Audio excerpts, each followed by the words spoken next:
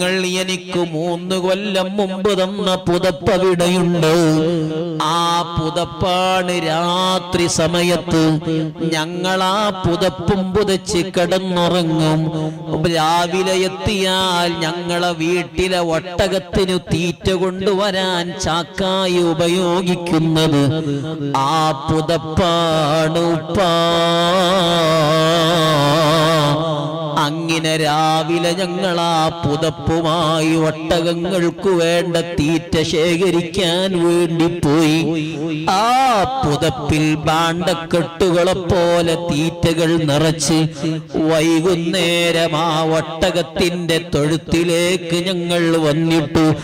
വിശന്നൊട്ടിയ ഒട്ടകങ്ങൾ ആർത്തിയോടെ പുതപ്പിലുള്ള ഭക്ഷണം കഴിക്കുന്നതിനിടയിൽ അവരുടെ വായയിൽ തീറ്റയോടുകൂടെ പുതപ്പും പെട്ടതിന്റെ പേരിൽ